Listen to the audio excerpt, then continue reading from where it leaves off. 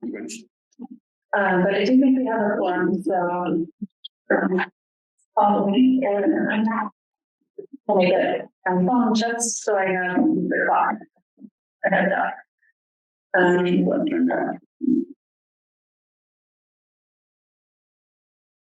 So, welcome everybody. Glad to see you all. Finally together again. It feels like more than a month since we met last time. It's a long month. Glad you could be here. So I think the first item on the agenda is to see if there are any additional agenda items that folks feel like they need to cover. And I'll just quickly remind folks of what we're going to discuss tonight.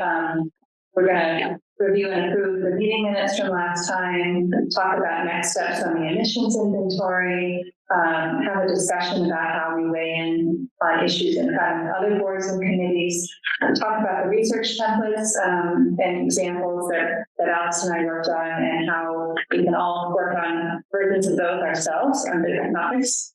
And then we have announcements, kind of a reminder of where we are in the work plan, an agenda for next time, and public comments at the end. So are there any other topics that folks feel that we need to cover today?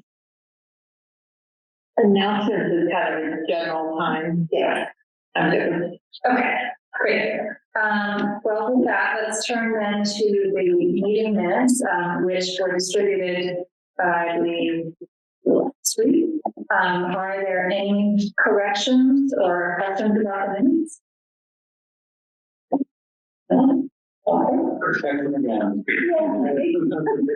Is there a motion to approve the minutes? Okay. And second?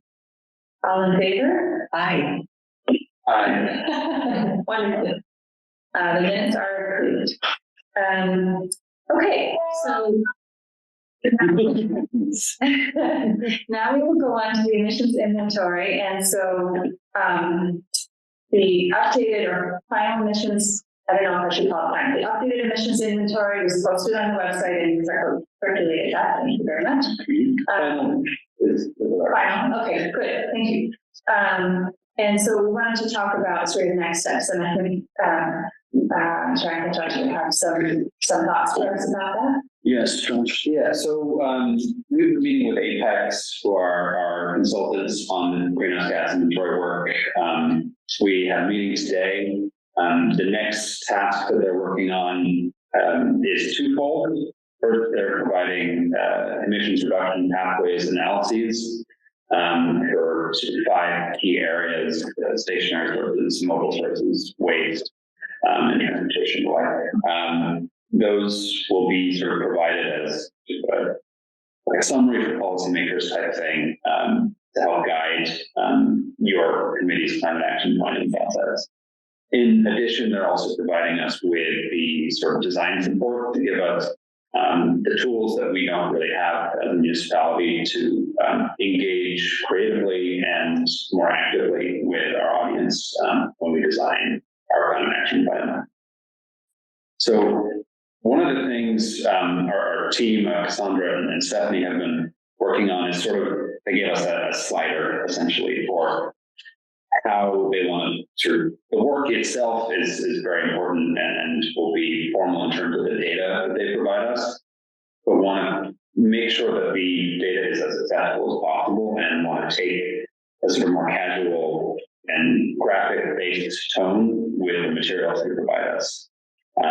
So they wanted to sort of present this to you all as where we are aiming to be on the spectrum, but since we're early enough, wanted to get some initial feedback on if that feels appropriate, if you think this should be a solemn affair, or should be very textually focused rather than graphically. And so to get your feedback on that front, they've given us some initial design thoughts, particularly, everyone's climate action plan uses blue and green as their color scheme, and we sort of want to step away from that. They've given us a sort of proposed color palette will have reds, given that Milton High and sort of public school system uses red in a lot of its imagery to connect this to other municipal work. And we're trying to go, they were thinking, is there a sort of alliterative mitigation Milton thing that they could do? They didn't find anything that seemed to work, and were like, actually, MCAP, Milton Climate Action Plan, might actually be the best sort of proposal for a name. If you all feel like there's maybe net zero Milton or something else waiting in the wings for you all, that's totally fair too, but they'll maybe start designing some logo concepts based around this. And I think a point to that was that with Sustainable Milton having a presence already, I think this is a good juxtaposition to that. Yeah, because they were to kind of resilient Milton sort of in line with other things is overlaps a little bit in that existing conversation. Could we have a contest to name We could, yeah. We might get climate based. But something they were thinking of to more engage the community, we try to avoid stopping trees as much as possible, and we're thinking we would do a sort of open-ended photography sort of involving contest elements for the photos that would be included in the plan. And we have grant funding to let us, give out $25 gift cards to that effect. So that could be a way to bring in. Yes, yeah. Yeah, just look at any of the sort of covers of town reports and see. So that's where we're at currently with the sort of design element of that. They'll be coming back to us with an actual logo and some more iconography with that color scheme that they want your opinion on. Hopefully by next meeting they'll have stuff, but just wanted to get a sort of temperature check on quickly what you saw, if that sort of sliding scale of fun to serious felt appropriate. There are any initial things to really avoid or to really hit in the designs. So what you're talking about is designs for their report. Is that the issue partially? What Jack and I can't do is design you guys an engaging infographic for the climate action plan. So they want to give us all of the icons and color palettes and different sort of graphical tools, so that when we as this committee in the town are preparing a climate action plan, we can plug in that information to make the plan more readable. Section design basically give us the template so that we can input the text and the sort of way we want to present the actual information using the tools that give us.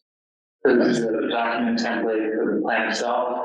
Yes, as well as for communications from this committee or standalone fact sheets or The brain. flyers. Yeah, the brain, exactly. Yeah, it'll be a whole sort of book for this effort. I agree with the need for a spectrum from serious and detailed to fun and accessible. The final CAP document itself primarily to be read by people working on the actions in there. So I think it would be closer to the serious end of the spectrum, somewhere in the middle. Yeah, but I think most people who learn about what's in the fund will not learn about it from downloading the page. But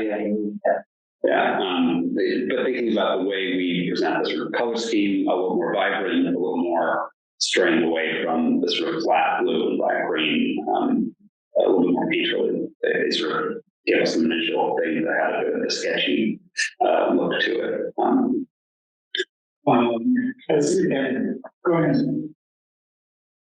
In reading this building research memo that was sent to us, you made clear to me how much input is going to be necessary on individuals and how much individuals are going to have to play a role in terms of improving their houses and changing their houses and spending money to change their houses. So that sort of suggests to me that what you're talking about is going to be very important in terms of how we're able to sell this, because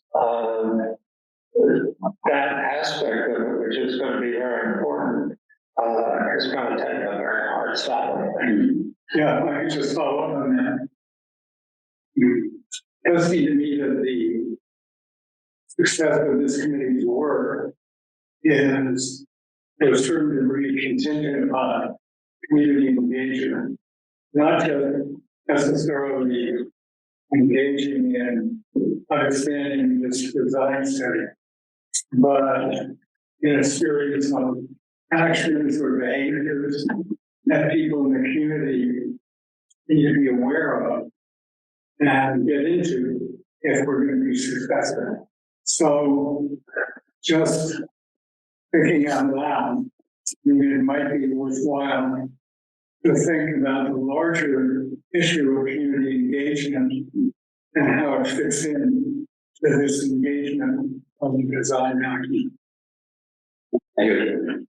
Yeah, building on that, what you said, with like the report itself, I imagine is more not so fun, but like to have a suite of branding materials, of which some are fun that we would use for a newsletter or an outreach campaign or some sort. Like, yes, that seems great. And I think things that are, fun or, humor is always attractive. And, I've seen, as a teacher, some of the,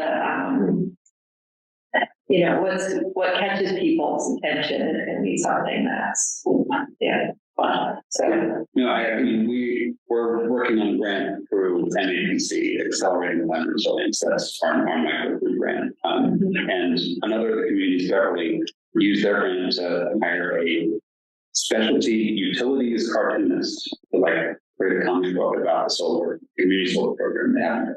So totally on board with doing however fun things we can do.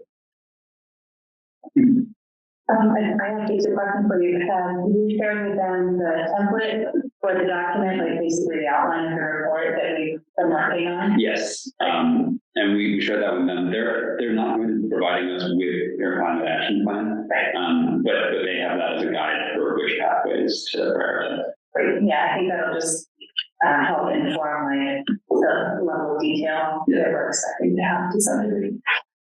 Yeah, I'm not sure I totally agree with fun. I mean, I think awareness raising is probably equally important. So a lot of people, including myself and my own family, aren't that well aware of the climate issues in our community. There's a lot of research showing that the doom and gloom messaging around climate change that has been prevalent in past decades only reaches a small portion of the addressable market, and not shying away from the seriousness. I think focusing more on solutions and shared values. I think humor can definitely pave the way for a more constructive conversation. Yeah, I don't mean doom and gloom in terms of awareness raising. I think the focus on adopting the measures that we may suggest, just knowing what else is out there, actually is going to improve the quality of people's lives, right? Your house is warmer if it's more insulated. Your bills may be lower, the traffic may be less. Things like that. Absolutely, that's a good way. So it's 6:15, and I think we could keep talking about this topic, but do you feel like you have enough? Yeah, that's helpful. I'm hearing that what I presented feels like it's the right track, and we'll continue sort of along what we're going on now. I have a couple of quick points to also add in. Just summarizing some interactions in between meetings. So I think we heard general consensus in the last meeting that we feel there's a gap not that it's not compliant with the GHG protocol, but there's a gap in the emissions inventory around fugitive emissions data sources, that we want to know more about gas leaks. And also a better understanding of the emissions impact of land development and changing land use. Reached out to Jack to understand how much incremental budget would remain for Apex to help with that work. The answer is not very much. Right? The other issue is that the folks who did the GHG protocol are developing guidance for how to calculate emissions from land use changes. It's not finalized yet. There's a draft report we could follow. I think there's some tools that are linked to from that draft guidance that we could try to make use of. So I think there's no action step with Apex there. It's something that we should follow up on ourselves. Thank you for remembering to bring that up. Yeah. Okay. Anything else on this topic, following up on the emissions inventory? Okay, so let's go on to the next topic, which is a discussion item. We don't have to make any decisions, but I wanted to circle back to something that you brought up last time, and also one of the folks who provided public comment was Kate Burra. So both of them were touching on this issue of how should our committee engage in decisions that other committees or other bodies in town may be considering? And I think that's a really important question in terms of how we do that, when we do that, with what kinds of information or engagement. And so I just want to throw that open for discussion and see what people think. I don't think, there's not a specific decision point that I think we're trying to reach tonight, and I know that Maggie's not here, and this is something she was interested in, so I want to be mindful of that and probably circle back to it at a future meeting, so we might shorten this a little bit, but just to kind of get the conversation started, I'd love to hear what people think about that. And folks have examples of other committees that are considering topics right now that is helpful in that round of discussion. Would it be helpful to have context from the sort of planning side of things, which we staff a number of committees? Yeah. Usually when a committee sends a sort of letter of recommendation or sort of an advisory letter, the sort of flow of information is usually upwards to either the sort of planning board or the select board at one of your election boards. So often, in the case of Galfield, I think that's sort of the Conservation Commission and Parks and Rec, kind of the same level of reporting of the select board as you all. We don't often see that kind of intra-committee dialogue. It's usually the sort of upward commenting. So thinking about what the select board is doing in their decision making of the planning board would often be the sort of more common approach for comments to another board committee. Can you say that last part again? I'm not sure I understood. So it would be more common for a committee to engage at the select board level than with another committee? So yeah, or the planning board, one of the sort of boards that often have delegation powers to these committees, right? Like Maggie is representing that in the planning board.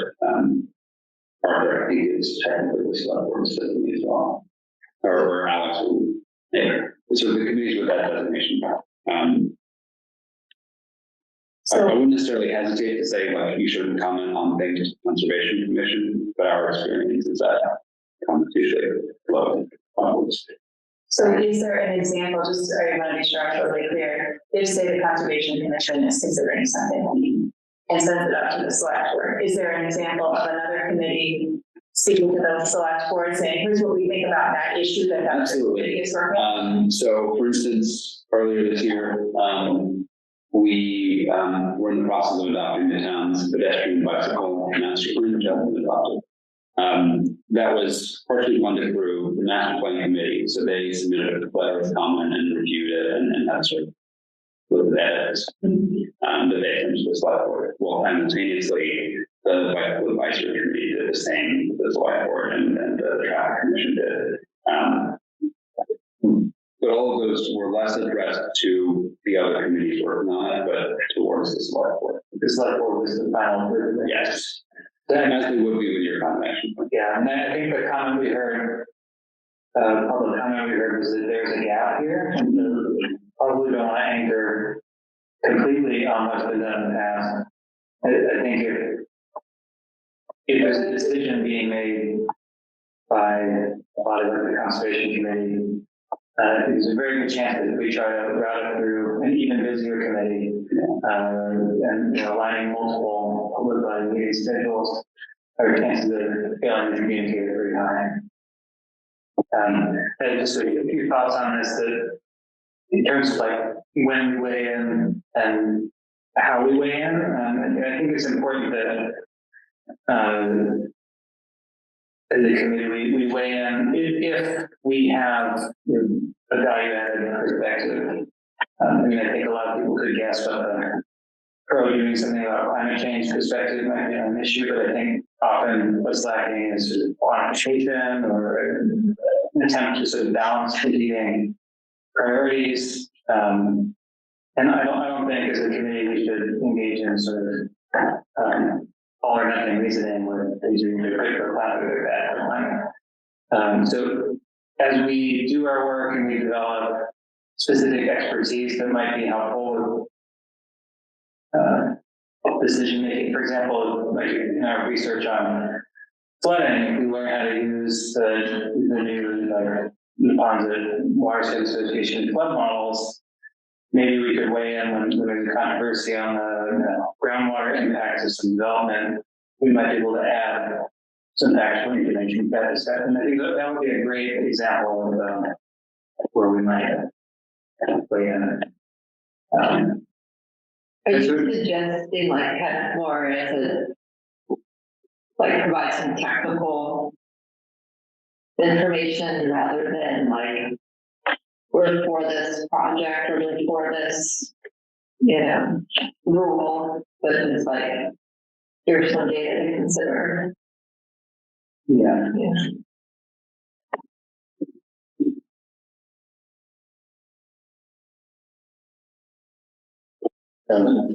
Yeah, that's great. So we have sort of a model of how it works now, and we have an alternate model that you're proposing that maybe we could or should weigh in with other communities, providing information, basically not advising them that they should do one thing or another, but providing information, context. Are there any other thoughts or concerns about, there could be some downsides of weighing with other communities, and there certainly could be some upsides, and there's some careful folks think about it. One thought I have is that the climate issue is so broad, right? That so many of the other committees, what they do overlaps with what we're looking at. And so, it seems natural that there would be cases where we would have information that would be helpful. But I feel nervous about it as well, just because some of these issues are so politically fraught sometimes, and yeah. Totally stay with that.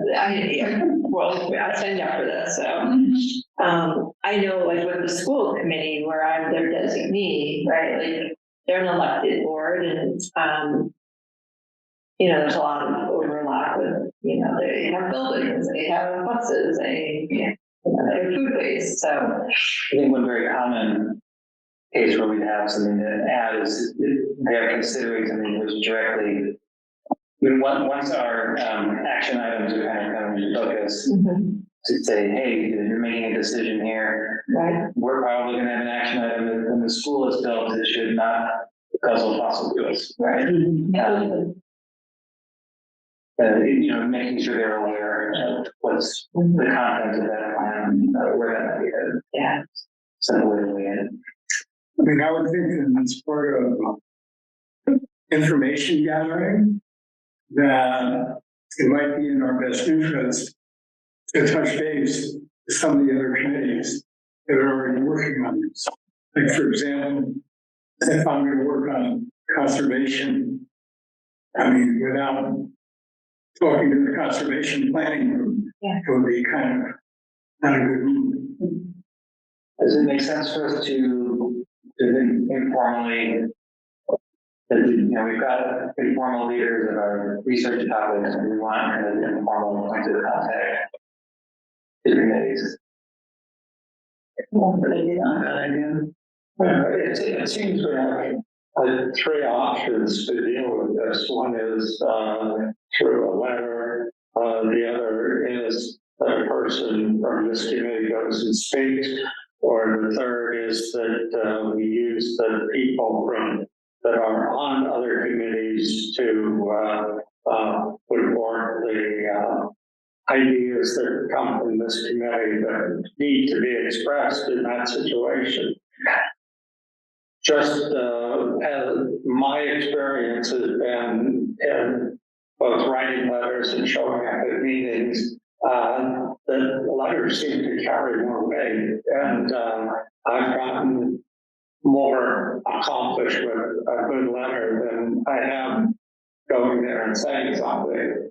And and the third option I have no experience with, but I think a well-written letter that has facts in it that are important that they should take into consideration is probably the best approach. Part of our charge is reaching out to stakeholders, and I think it's fair to say that all these different committees are stakeholders in this plan, and that we could view maybe our outreach to them as part of that charge, which might be different than if a committee comes to us or a citizen says, like, we would like you to comment on this issue, per se, right? Yeah, I think the flow of information can be two ways, right? Like, we're absolutely going to need to talk to other committees to get their input on our plan, and I totally agree, but if we didn't do that, we would not be doing our job. And we could potentially share information with other committees. I think another dimension of this to think about is timing. And you sort of alluded to it as when we have our plan a little bit more formed, we might be a little bit more clear about, well, this is an area that, somebody else is working on, and they're going to be important to implementing what we're trying to do, where they're making a decision that's going to weigh a lot on that topic. We're not quite there yet. I think we're still sort of getting our grounding in all these different topics. So that's just another question. I'm not proposing a specific answer, except to say what we choose to do now might be different than what's appropriate to do a year from now or 3 years from now, because once we have the plan, this committee and the charge really is involved too with implementing the plan. And even if it's not these people on this committee, there may be, future members of this committee who will, have the opportunity to engage on particular issues. So anyway, there's just the time dimension.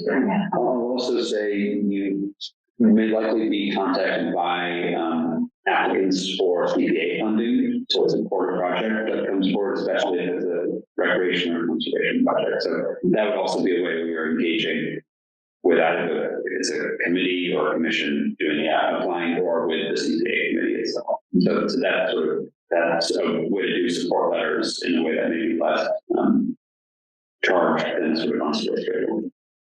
Yeah, and we've already done that.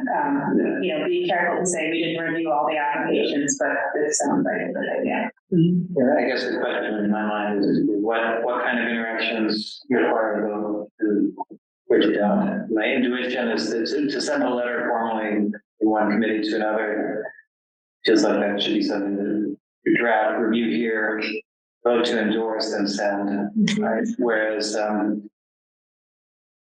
to find the point of contact with committee X, they're just in touch with my point of contact to that committee, saying, "This is what I'm thinking about. This is what we're doing." I would think that too much formality there prevent effective communication.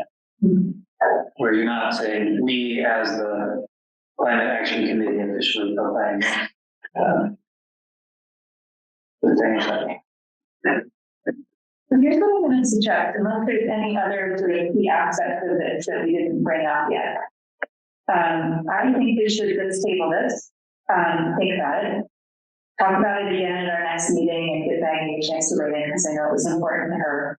And then we might not be ready quite for our proposal next time, but I don't think we have to like make a formal decision just yet. But we might want to, in a future meeting, kind of make a proposal about, okay, here's generally how we're thinking we're going to work in different situations. You know, like, we don't have to have this one answer. So, folks feel okay with that? Keep thinking about it. All right. So the next thing is to talk about the research templates. And so what we're going to do is kind of remind you about the general outline of the template. And when I say template, I'm really meaning here's an outline of a portion of our final report. It can change, but it's really a way to get us into the topics that we have. As a reminder too, we have two different kinds of topics. We have climate change mitigation, so this is things like things that are causing emissions or things that might soak up emissions like conservation, but you know, we have the stationary sources like buildings and fugitive emissions, we have the transportation, we have waste, we have conservation, so those are the mitigation topics. And then we have adaptation topics, which are how do we adapt and respond to climate change risks. So like storms, flooding, heat, etc. So we have one example of each that Alex and I went through and kind of started to fill out this outline. And we want to share that with you, not so much to focus on the content here today, but really just to get you started thinking about how you might write something similar or different, you know, just to get you started thinking about it. We're each going to go then and work on similar outlines, and we'll get to this later, but just in general, our river plan calls for us between now and December to be sort of generating draft content. And then in the spring, we're going to be, or in winter and spring, starting in January, we're going to be starting to get feedback from other people and stakeholders about that content. So we would sort of want to have something other than a blank page when we start to go out to people. So that's what this is all about. So we have up there what I'd like to show first is just the template outline, like the blank one. Can you show that one? Great. You can make it a little bigger so folks can see it. So this is the blank template. What I'm hoping is that each of us, as we work on the different topics and we assign the topics in one of our prior meetings. Hey, Arthur. Hello, again. We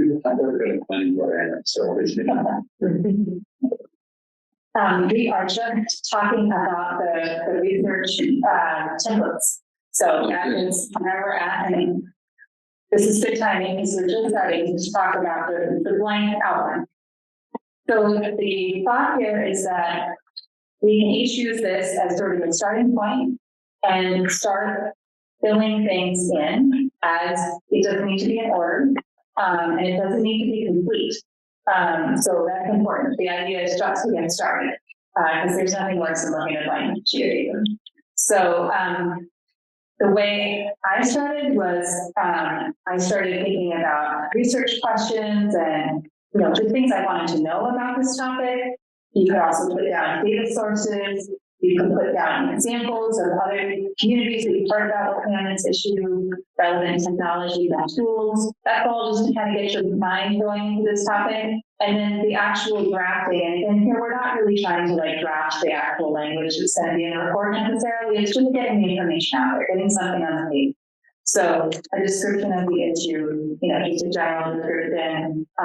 If you're working on a mitigation topic, then we're going to have some information from Apex about what the baseline emission information is. So that can be something to put in here.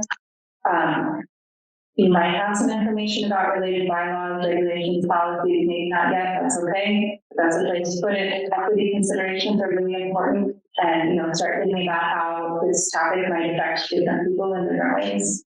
Then goals is the next topic, sort of what are the things we can actually do and focus on in terms of goals, and APEX will be giving us some pathways for the greenhouse gas mitigation. So like you were talking earlier, like the things that we could do to reduce the emissions by 20% or whatever it is. I mean, it's probably ambitious, but anyway. And then action steps. So, and this might, the format of the action steps might change as you work on it. It's fine, you can totally adapt this. It doesn't need to stay in lockstep with this, but the general idea is some things are things we can do in the short term, 1 to 2 years. Some things are medium term, some things are longer term. At least for the short term things, we need to start thinking about who needs to be engaged, who are the stakeholders, who else is working on this in town, how might we engage the public in this, how might we fund efforts on this, how could we measure progress, and again, APEX there might give us some help on the mitigation, what are data sources, what are next steps. So this is just, again, a way to sort of start to dive into the topic. I experienced, and Alex can talk about this too, like once I got into it, I was like, oh, there's this and there's that, and it just kind of, it emerged and changed a little bit, and that's fine. Having these topics in general hopefully will help us like ultimately be able to pull together something that's relatively consistent from topic to topic, but if it morphs a little bit right now, that's totally not. So that's the outline. I will just very briefly tell you about the version that I did for intense storms, and then Alex did a lot more than I did, focused on buildings, so I'll turn it over to you in a second. But I took the example of, okay, adaptation, one of our topics is intense storms and wind damage. So I got into, writing down questions like, I've heard and read about resilience hubs, so that's a place where people can go when there's storms, to charge their phone, to get a meal, or to, just have some power. So I asked questions about that. I put in some data that resources that I read about that. One of the things I mentioned that topic in particular is because that might be a strategy that we use for multiple topics. And you might find that too, like you're working on some other topic and you say, oh, this is a cool thing that you can do that you touch on multiple topics. That's fine. Just put it in there. We'll figure it out later. But just know that those linkages are likely. What else? I found some interesting data sources, like I work at a utility, so I knew where I could find like the number of outages, and numbers of customers affected over the last few years. And we might have some data sources particular to your topic. That's great, throw them in there. If you do, if not, that's fine. Other people may have ideas and we can help each other. So it doesn't have to be a solo project. What else? Yeah, I found when I got to action steps, like I was thinking about at what level of detail, and I couldn't really decide what level of detail, so I imagine that may shift as we write about it, and that's okay. But again, just getting something on the page, I think will help us as we think about how we want to engage other stakeholders. How do we want to talk with people about this? What information do we need? What are the gaps that this will help us get to that point? So I'm going to stop talking now and turn it over to you guys to talk about the village research memo. Yeah, so similarly, I don't plan to dig into the content or way off that. I think when Tracy and I met to kind of compare our output on this exercise, I think the similarities and differences were instructive. Right? So I think it's important to acknowledge that this is a challenging and wide-ranging research project. And I think we're all going to need to sort of approach the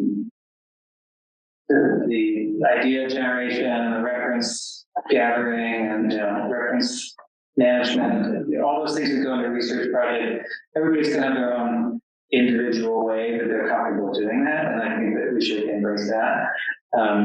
But we do need, a way that can come together. It's not total chaos. So I think having, a collaborative document available, that we can co-edit, that sort of broadly follows the outline. And like Tracy was saying, it's more, the outlines are more to enumerate, angles on the topic that we need to make sure to think about, and not to be kind of rigidly hierarchical. This must always be here under this point. But as long as it sort of roughly covers the area, I think we sort of set up a master document on each of these topics. I think, just from my experience with writing about committee, you need a kind of document owner to be the one who's your final format and integration. So the time comes for that. And it's just like hyper tactically, we could do that in Google Docs. I know that SharePoint offers collaborative editing functionality as well, but it seems limited with us not having town Milton accounts. So Sustainable Milton does have a Google Workspace, so we could, as long as you guys have sort of Google linked accounts, you could be able to host those documents.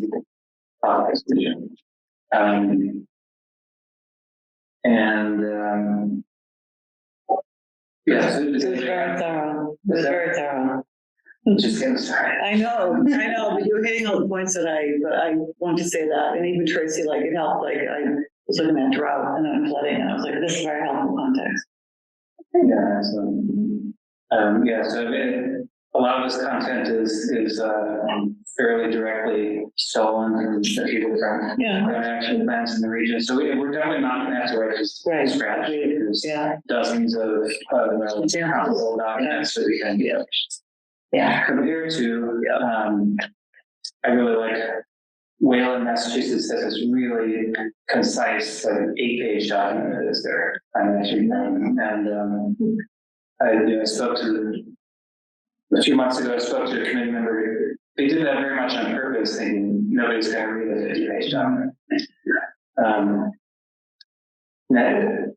I think you need that executive summary. You also need some more detail somewhere. So I'm sort of trying to go a level beyond that, because I just really struggle to do the kind of breadth first approach to writing. I usually have to go all the way down in one area before I can move on. So something I'd just like to add is this was really fun to work on. Like, it was super engaging to sort of dive into a topic and start to think about it. Think about who I know who knows about it, and just start to sort of get some words on the page. And so I realize that we are not all going to be experts necessarily on the topics we're writing on, and that's fine. We all bring strengths and skills to this. I feel like totally confident that everybody on this committee has really useful perspectives to add. So if this seems daunting, I would say don't worry about it.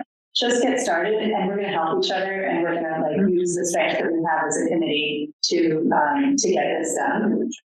So anyway, that's my little cheerleading speech. I really actually thought it was super fun. So I have one kind of open meeting law question about this. So if we are collaboratively editing a document, do we have to be careful to make sure that no more than less than a quorum is working on any one document at a time? Or is it okay just to avoid substantive discussion in the comments kind of thing? Right. I will have to double check. I'm not entirely sure if having the same document open and typing is a form of communication or not. I feel like that would be the question. So if you could take that away for guidance, that'd be great, because we could definitely probably just through reality and not being able to do everything at once. We're gonna have to sort of each choose a couple that we contribute to, and we may naturally end up with less than a quorum than any one of them. So Are there any questions or concerns or worries that people have as you kind of think about this process over the next few months? The action steps. How each of the entities are prescriptive. Is that something that another group does? Do you suggest people to do it? What do you say? I would say, like, my personal belief is this is a starting point, not the end point, right? And we're going to be getting feedback. We need to get feedback from a lot of people. So I would say probably avoid going super duper detailed and prescriptive because it's going to change, but enough detail so that someone has a way to say, I think that's the right direction and I'd add this, or no, that seems like the wrong direction. That's sort of my take on it. I do think that we have to start thinking about, well, if this is really going to be in the plan, we would do it, right? So there's a section in the outline for key actors and stakeholders.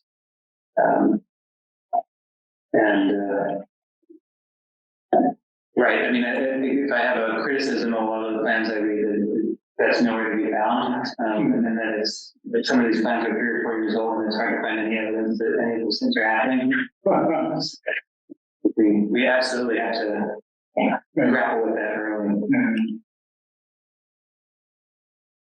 Yeah, I think as a committee, I mean, but some of the plans I read, there was a lot of encouraging for people to do things. And there is already like a lot of organizations out there encouraging people to do things. And, I think if we could, I think this process will help us focus in on a cluster of initiatives that would be really like, here's something we can really do that would make a difference. I think that's such a great point. I'm really glad you brought that up because this is a huge sprawling topic, right? Like we could come up with a plan that has like literally 1,000 action steps. That would not be helpful. Like it would be so much better if we came up with 5 or 10, like actual things that we could do, that we could focus on. And the emissions inventory will help us in that because it's going to tell us where are the most emissions. Therefore, where do we really need to focus? But even within that, I think for me, I think probably thinking about what's doable, what's realistic, what at least in the near term, what could we actually accomplish is probably a good filter to think about. I don't think we have to be comprehensive and cover every possible action. That's my take, and certainly feel free to add stuff if you feel like it's important, even if it's maybe not doable. That's okay. We can have a conversation about it. Just to keep that in balance, there's a pretty difficult goal to hit, and you don't want to prematurely end it. We might not. Maybe we just need to go out and find more resources to be able to do more things. Yeah, in balance, somewhere in there, hold my answers. So, any other questions or concerns about working on this?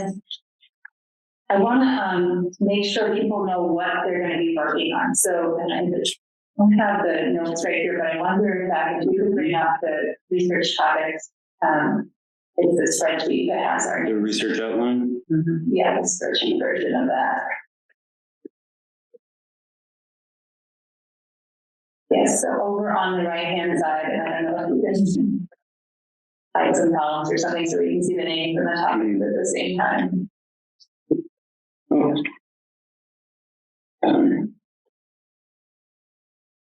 I think I probably want to jot down some things. So can you see from where you are the names and the topics and read them off? Or maybe, oh, here. So, Alex and Arthur raised their hand for flooding. Right, stormwater. Flooding and stormwater. Lisa, you raised your hand for wildfires. John, you agreed to take on heat waves. And Mary, you already moved out.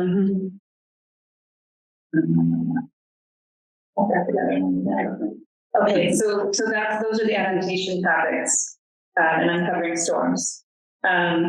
So then in terms of the mitigation topics, Lisa, I have you down for transportation. Yeah. Mary and Alex for, buildings. I'm covering fugitive emissions, oil and gas. Parker, I have you for solid waste, and Maggie and Ron for conservation. Okay. With that, I think we're going to get the board. But it's management. yes, that's a fair point, it's sort of in between. Yeah. I'll put it, on the spreadsheet that lines up. Okay, great. Any questions about those topics, or if that's not what you remember, put your hand up for. Well, I have a question about conservation being one of the topics when there's a conservation committee. And just like, how's that gonna interplay, or like, are we defining it a little differently than maybe I got the her. conservation committee?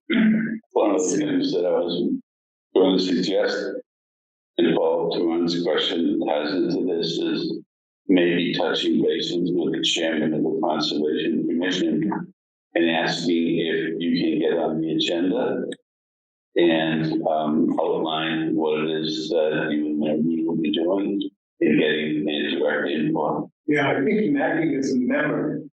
That's not. No. She's a member of the planning board. Oh, okay. You're a member of the conservation? Yes. Oh, we're insider. We do. Happy to help anyway. And John Cannon is great to work with. Oh, great, okay. Good. Yeah, okay, does that seem like a good next step? Yeah. Okay, great. Yeah, and I think that topic is a little different than all the others. So, you know, maybe after you talk with the conservation commission, or as you think about it, if you decide you need to break the mold a little bit for that topic, I think that's fine, because it is a little different. Does the Conservation Commission have its own website or planning document or something we could load up on? It has resources that are available on the website that are referenced. The biggest thing is the town bylaws for conservation. That would be a primary source document for you. And then the Massachusetts general laws pertaining to conservation are good to review. Because the Conservation Commission has a lot of responsibility and authority for matters relative to state law, and also some matters relative to federal law. Does it publish minutes and stuff like that? They're not up to date, but we just approved minutes we meet twice a month. One meeting is held virtually. And the other meeting is usually with a sidewalk when we have situations that we have to examine in person physically. And those are public meetings, so we can do business of any nature relative to conservation, as long as it's public. For example, last weekend when we had one on Saturday, when we finished the last property, we moved off the property into the street. And then we met for an hour and conducted business in the middle of the street. When the neighbors coming by and offering us water. This is the way it would. Sometimes it's not fun, like when you're in 2 feet of snow. Right, right. You haven't put on the right boots or socks. That is But good. yes, but I'll be happy to work with you. Okay, thank you so much, yeah. Okay. And just by the people's backgrounds on the Concom are very varied.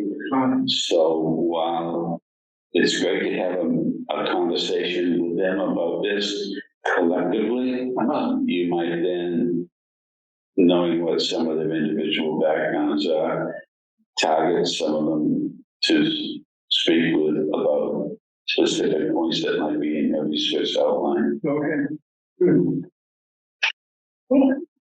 And I'll just say too, that this sounds like a really good thing to do for this topic. And in general, you know, this period of time in our work plan is to kind of get ourselves organized, and then we do have time in the work plan also to reach out to others. So don't feel like you have to finish the outreach now, though it sounds like it'd be helpful to start it. But, you know, we're gonna have time to then reach out and talk to experts, consult other committees, consult the public. So this, what we come back with in the next few months is not going to be a finished product. Yeah.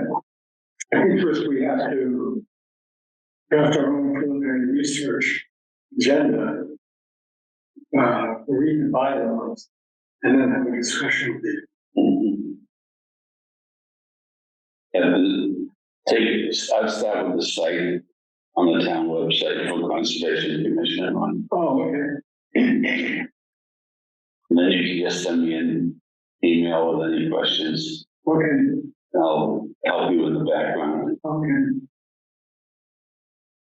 Thank you. That's great. We've already done some initial solid waste committee work. Excellent. I like that topic. I feel like a pig pen. That's interesting, right? Oh, Interesting. That's great. Okay, so I am going to suggest we move on to the announcements portion of the meeting, and this is kind of an informal chance to share with each other things that are happening. I have a few items specifically, but there might be other things that come up, and then we'll talk about the work plan and agenda topics for next time, and then public comments. So agenda topics. The first thing is there's a lot going on with the MBTA communities forums, and I don't know, Jack, if you want to just say a little bit about any recent meetings or upcoming meetings. I went to the meeting on October 3rd. I thought it was excellent, just very informative about the MBTA Communities Act. There's a lot going on in town, I know, but I don't know if you can give a quick synopsis. Josh would definitely be a better resource on that. I know that they're meeting right now, actually, downstairs. So I can, if you guys have any specific questions about it, I can certainly communicate with him and get back to you. But I do know in terms of sort of what I think is related to this committee, there are some certain grants that require MBTA compliance. So that's sort of in the air at the moment. Any specific one, like is the action grant? So the municipal vulnerability preparedness is tied to MBTA communities. That's pretty much the biggest one. Yeah, that's great. I'm so glad you mentioned it. I was thinking about it earlier. So for anyone who hasn't been following this topic, I don't know if anyone has not been following, but there's a new state law that requires towns near transit to have zoning that allows multi-family housing by right. Planning staff have been working on a plan that would meet that requirement. If we don't meet that requirement, as you were saying, there are legal issues, some of which include funding, so we would not be eligible, the town would not be eligible for the municipal vulnerability preparedness grant, which is a really important grant that state towns across the state have used both for planning for climate change adaptation and in addition to planning actual projects. So that can be a really important source of funding when we think about our plan and we think about like actual projects that we want to do to say mitigate flooding or, you know, whatever it may be, or maybe or et cetera. So that is one really important thing.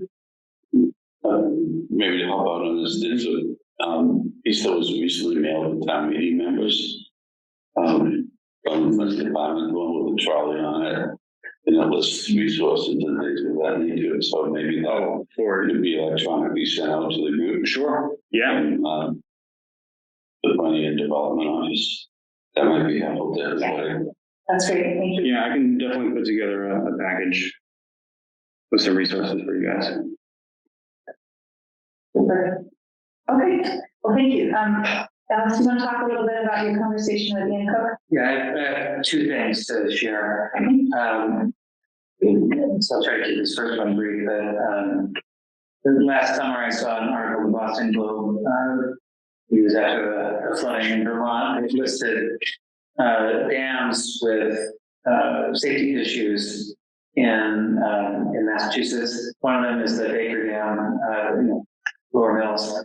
And so that was kind of in the back of my mind. And then after the Wilminster flooding and New York City flooding, I should know the first thing about this. So I reached out to Ian Cook, who's the director of the Ontario Watershed Associations, to make this connection and find out what he knows about it. And it turns out he knows a lot.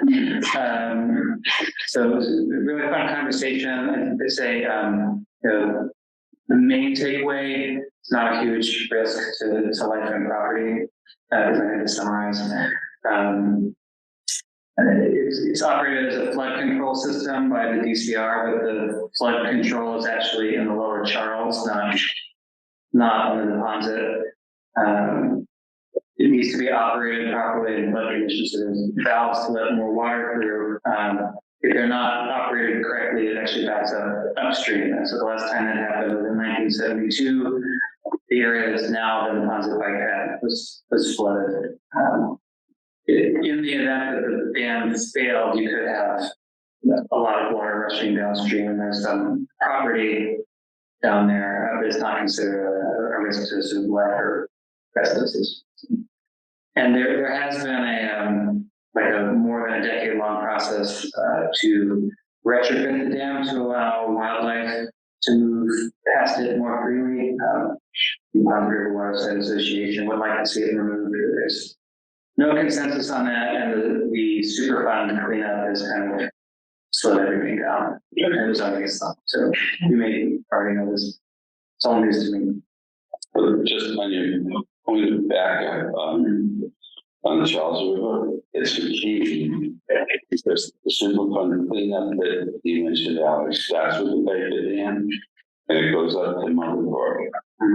Motherboard comes out of the Charles River watershed.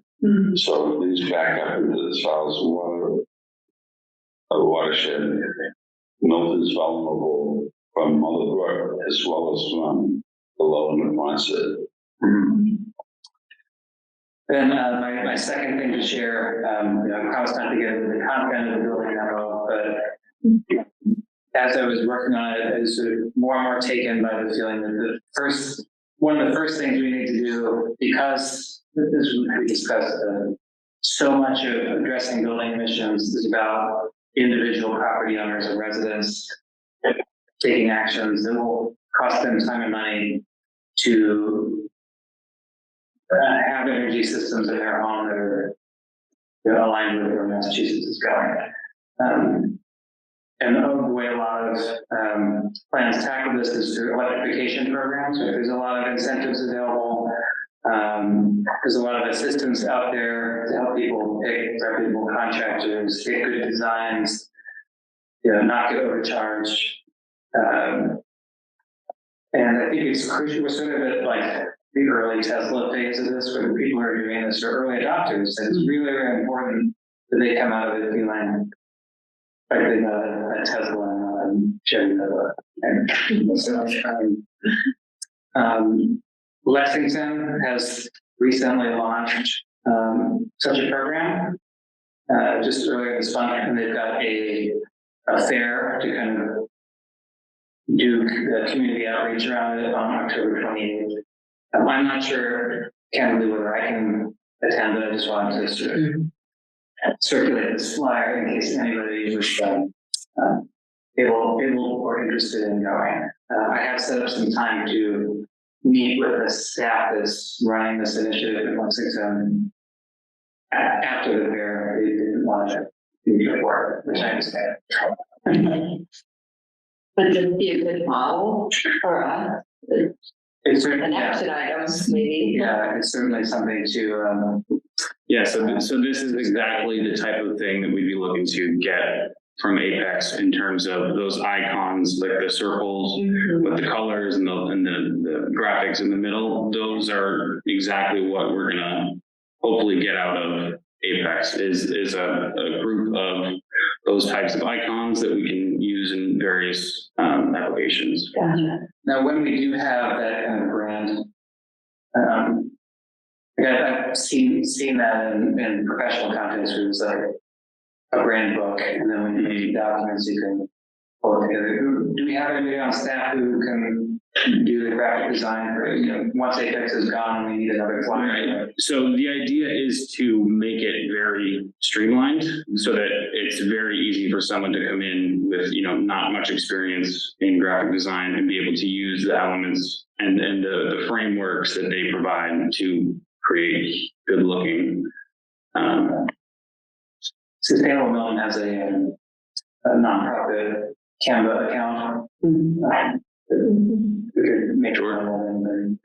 I was thinking also on the community electric aggregation, we do have information on the website, but I think that, right now it's kind of just me and Josh that are working on the website. So I'm not an expert for sure in website design. So I think that might be something that this committee could work towards in terms of providing the town staff with, good resources to.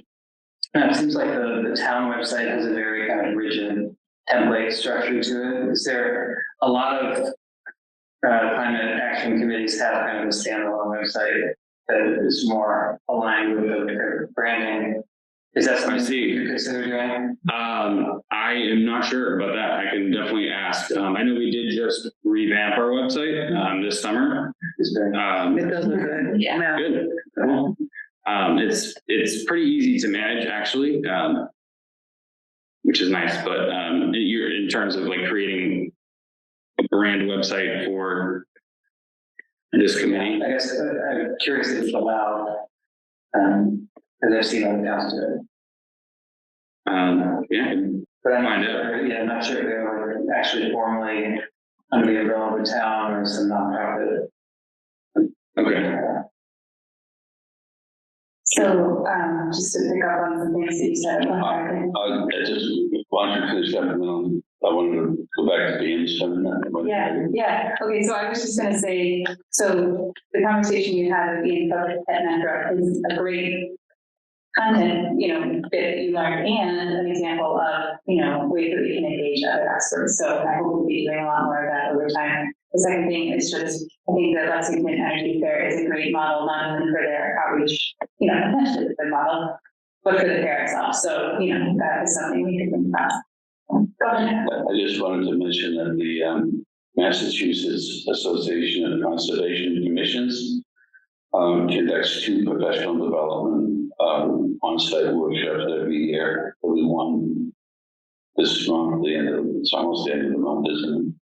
It's either this Saturday and next Saturday, and then one that's in Devon's, Mass, and one in March at Holy Cross. And they've had a couple of sessions on the Taunton River watershed associations work on dams, and it's extremely impressive. So I'll just pass that along to you in terms of what they've done and restructuring the dams without removing them altogether, restoring watersheds and environmental sensitive areas by managing the dams in certain ways. So that might be a thing to look at in terms of down the line on EPA finishes for, because we can't do anything with the dam, of course, and play here until all of the PVC What's the timeline for that? decade. But we don't want to wait until the decade's over to start planning. Right. We'll be able to dovetail. And then isn't there proposals to dredge below the dam? Yes. And maybe extend the Superfund site, maybe. Could be, yeah. They can get approval of that. Superfund approval was a major accomplishment for Ian and his people. Yeah. It's great. Wonderful. Okay, I have one announcement, and then if anyone else has, we can have time to cover them. I started thinking about how we might engage high school students and teachers in the work that we're doing, and this is thinking ahead, but my daughter happens to be in a high school AP government class now that I happen to know is doing planning projects now that will be happening in the spring. So I just went ahead and wrote her teacher and said, hey, we have this committee, we might be interested in having students help us with a survey. It was sort of what I was thinking about, like high school students will probably need to survey the general public too. That's just one way they might involve high school students. I heard you pointed out to me that there are other classes like environmental science classes that we might be able to engage. There's actually a class directly on climate change happening at the high school on environmental science. There's the statistics class, and I think they do a project, but it might be a little later in the year. So I don't know if it'll fit with what we want. But anyway, just put this out there to say, I don't know, we might have some students who are interested, and if you have ideas about that, let's talk about it. But I don't think we need to be shy in engaging students and teachers, because they're going to be really important to ultimately implementing all of these things. Website. Yeah. Awesome. The students used to have, my children in the school, they community service project requirement that still continues, and that may be a nice marriage. Yeah. Can I build on what you just said with my announcement? So I reached out to the superintendent and the head of the school committee.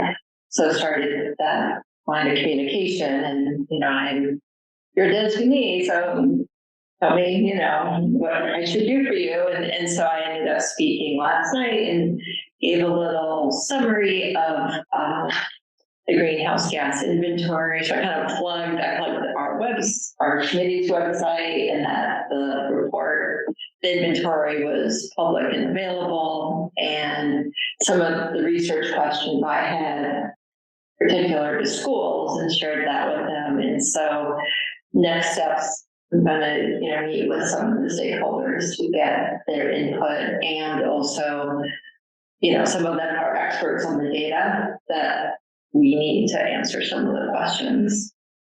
Okay.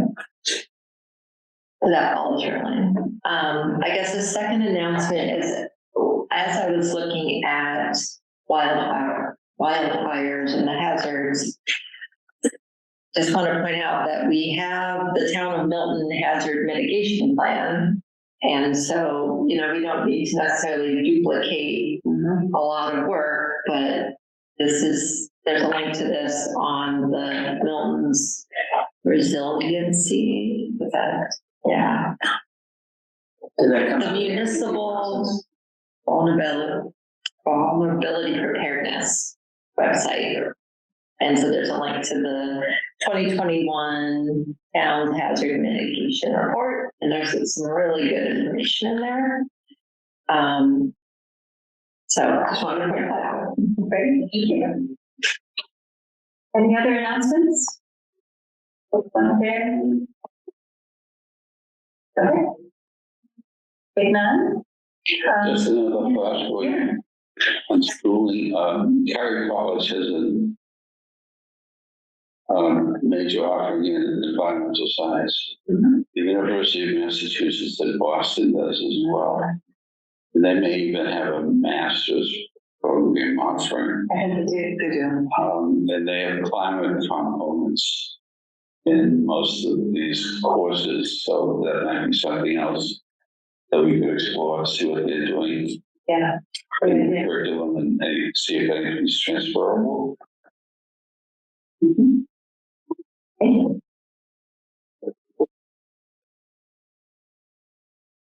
Okay, great. Well, this is good ideas to keep thinking about, and I think as we get into planning for engagement, we may be able to tap help from other groups, and also think about how to engage those groups too. So the next thing in the agenda is to just kind of remind ourselves where we are in the work plan, and I kind of alluded to this, but I want to just call it out a little bit more and get your input about what we want to cover in the agenda next time.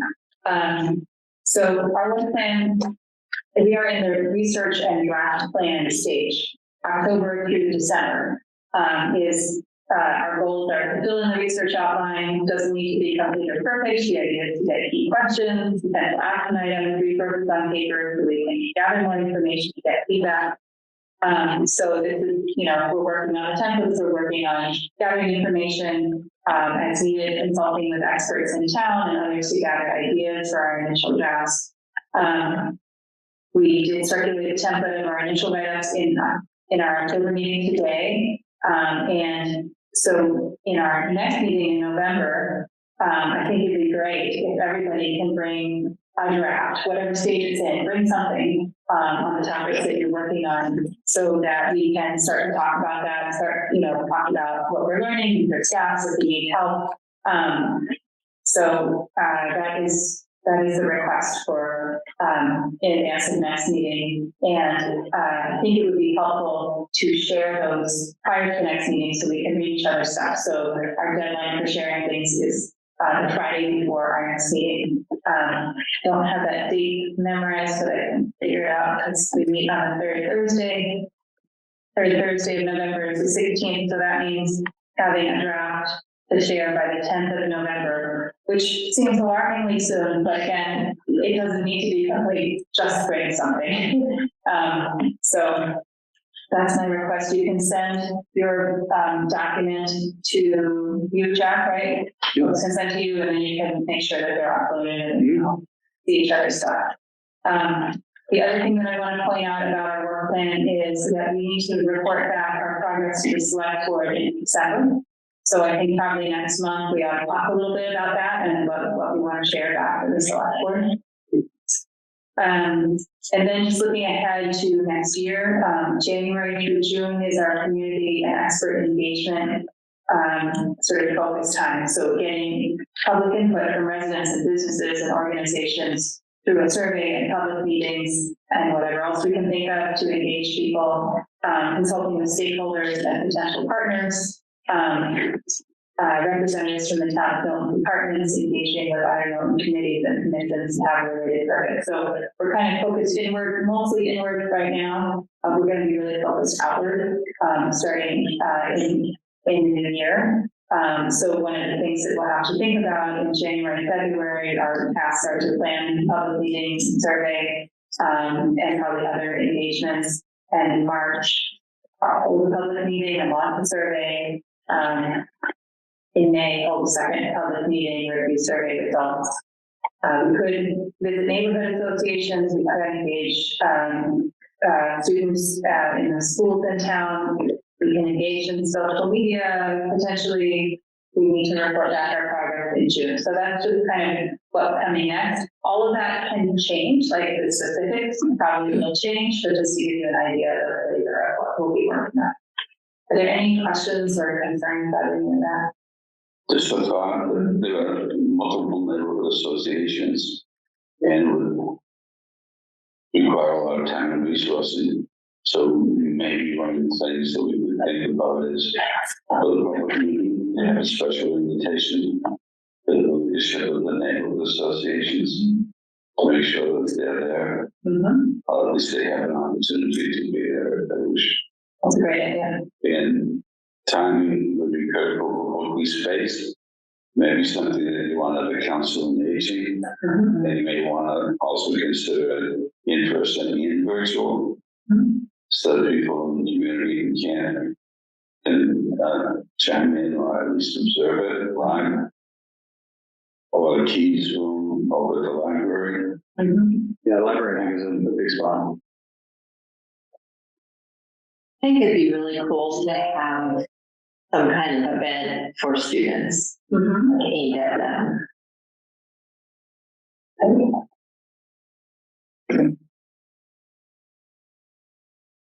Yes. Okay. Well, keep thinking about it, and feel free to share ideas if something occurs to you. I think for next time, probably, we have some follow-up business from this time in terms of engaging other committees. We're gonna have some time, of course, to share our templates and talk with each other about that. Are there any other key topics that we want to cover in the agenda for next time?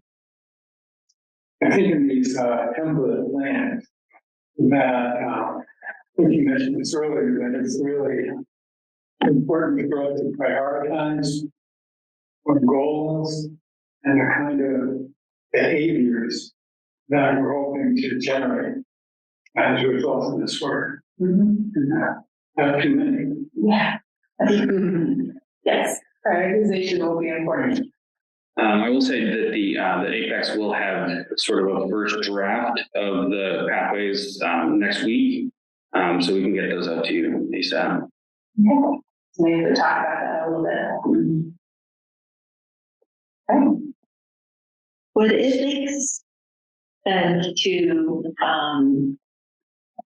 we're gonna share our drafts with you, and then if we have comments on them or suggestions, or how does that work, and we stay, public and. Yeah, Josh was just saying that this is where the majority of the discussions between members should be held. I think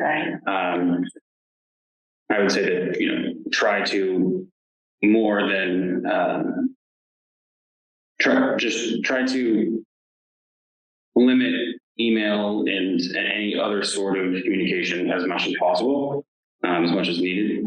And my understanding was that a subgroup of us is less than a quorum can work together. Right. Yeah. Given the complexity of each one of these research topics, I don't think we should shy away from doing that. Right. Yeah. And I can definitely, I will look into, in terms of the documents itself, whether working on the same one is considered a violation. So, I mean, first the quorum is 5, right? So I think if. Over 4, over 9 members in total, right? So there's 5. If you're 9 members, 5 would. Right. So 4 of us. Quorum, so you want 4. Contributing content to a shared document. Sounds like it's fine. I guess my question is, could we all have access as long as we don't debate? Yes. Yeah. And definitely that. And also, yeah, and can definitely just, view all the documents. But in terms of whether or not 5 of you decide to make notes on one document, I can figure that out. Yeah, I mean, I say for now, 4 or less, and we'll cross that bridge if we get to it. I know I can't be in all of them. Well, and I think this is different. What I'm imagining is that we're going to post the documents in a place that people can look at them and comment on them. And I'm imagining so you can use the comment feature to say, oh, here's a resource, here's something to think about, whatever. What I think we probably ought to avoid is somebody's having a comment and then somebody else replying to that comment saying, no, or whatever. We don't want the back and forth, exactly. But I think if we're just, to me, it would make sense that if we're just commenting on the document itself, but not talking with each other about the comments. You're talking about populating the document. Yeah, and providing feedback. In this scenario where I think having the document owner helps, because if that person would have edit access, just thinking that from a Google Docs perspective, that person gets edit access, everybody else gets comments, suggest access. And then it's clear, who other than the document owner is contributing what. And if there does need to be a discussion well, I like this sentence and you hate it, that's something that we should put on the agenda for the next meeting, discuss in public. And just to, reiterate, at this point, we don't need to be worrying about how it's written. We don't need to be debating sentences or word choices or anything like that.